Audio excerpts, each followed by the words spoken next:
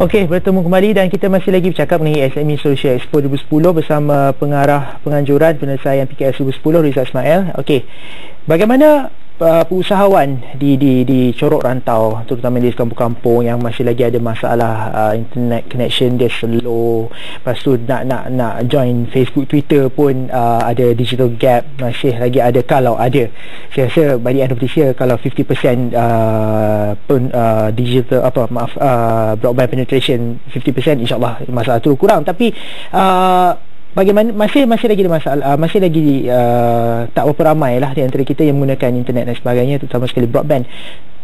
Macam mana kita nak menaikkan, meningkatkan jumlah penggunaan social media dan oleh usahawan-usahawan itu? Okey. Yang untuk soalan tersebut, saya rasa kita perlu adakan satu sistem lah.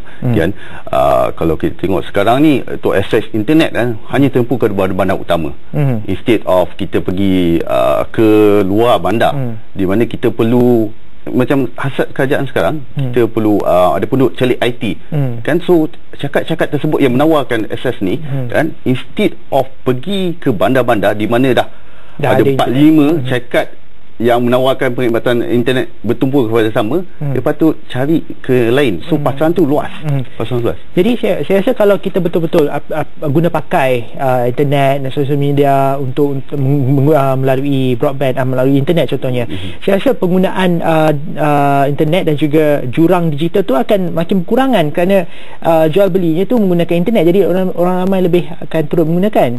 Jadi cuma kengkangannya sekarang dari sudut kesediaan peniaga itu sendiri. Mungkin bantuan dari ataupun tunjuk ajar daripada SME Solution Expo, mungkin apa jenis tunjuk ajar yang mungkin boleh dikongsikan?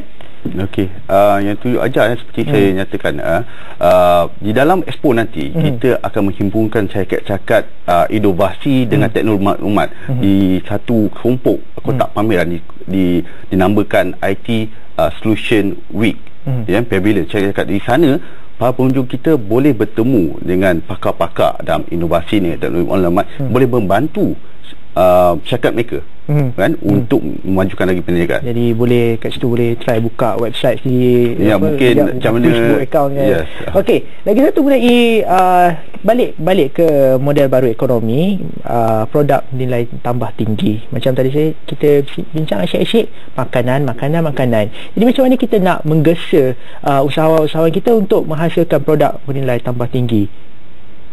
Okey.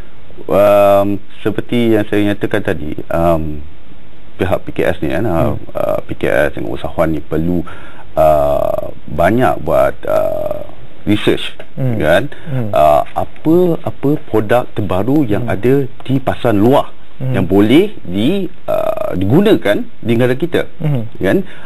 Kita perlu keluar dari kepompong, kan, seperti yang produk yang kopi apa semua yang sama, kan. Kita kata apa yang tiada di sana dan perlu mereka ni. So research is very important.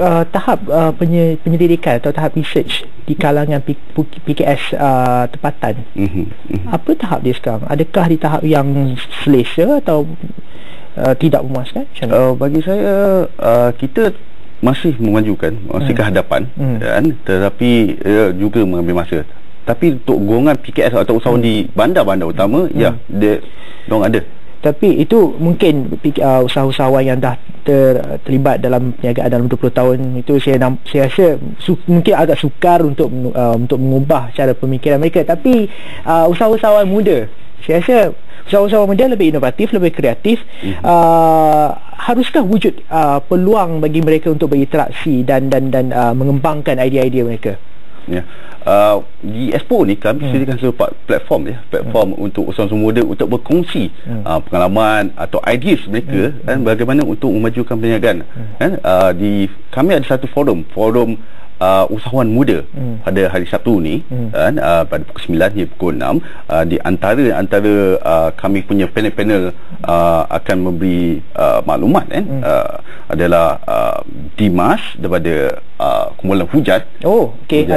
Artis, dan kita ada YB Exhibit Wong, kan, akan memberi mengenai topik creative innovation untuk young entrepreneurs, kan. Kita ada yang lain Patrick Grove, CEO Capsule Media, media antara terbesar juga di Malaysia, kan diorang akan berkongsi kan ada kepada usahawan muda ni bagaimana tips kerjaan. Dan kalau kita lihat dari sudut kadar inovasi dan kreativiti, tahap inovasi dan kreativiti di kalangan usahawan muda ketika ini, di mana kita sekarang? Well, bagi saya berdasarkan pengalaman saya dengan negara jiran kita Indonesia dan Thailand, tiada banyak bezanya. Ini mungkin kerana generasi sekarang ni, generasi kita adalah kalau tak belia ni dong adalah golongan yang ingin mengetahui benda-benda baru, mencuba benda-benda baru. So itulah apa bezanya belia sekarang dengan belia terdahulu. Dan mungkin apakah cabaran yang mereka hadapi? Adakah mereka turut menghadapi masalah seperti masalah mendapatkan dana daripada bank ataupun masalah logistik? Adakah mereka turut menghadapi masalah-masalah yang sama? Saya rasa ada sama. Kalau tengok belia sekarang kan, banyak usahawan orang cakap indie bebas. Usahawan indie. Usahawan indie bebas. Diorang akan buat produk-produk terbaru, kecantikan, fashion, kan? Mungkin cara pemakaian mereka kalau bila diorang memakai baju ada berbeza, bukan dari segi corporate kan pergi nak buat pinjaman, mungkin dari segi appearance tu, tetapi saya cakap kan mereka ni walaupun dari segi pemakaian kelihatan begitu, tapi dah yang kreatif. So diorang masih menghadapi masalah sama untuk dapat pinjaman, untuk dapat kepercayaan, untuk dapat dana apa semua, kan? Dan kita ada lagi 1 minit. Bagaimana kalau macam itulah masih lagi ada masalah di kalangan usahawan muda untuk mendapatkan pinjaman, masalah logistik dan sebagainya, apa cara untuk mereka mengatasi masalah-masalah ini? Mungkin boleh kongsikan sikit. Adakah masih wujud penyelesaian? Masih ada penyelesaian, tetapi kita perlu membuka ruang itu di antara pihak-pihak corporate dan pihak-pihak belia tersebut, dan kita perlukan ada satu forum bagaimana boleh menyelesaikan masalah-masalah yang dihadapi oleh belia tersebut.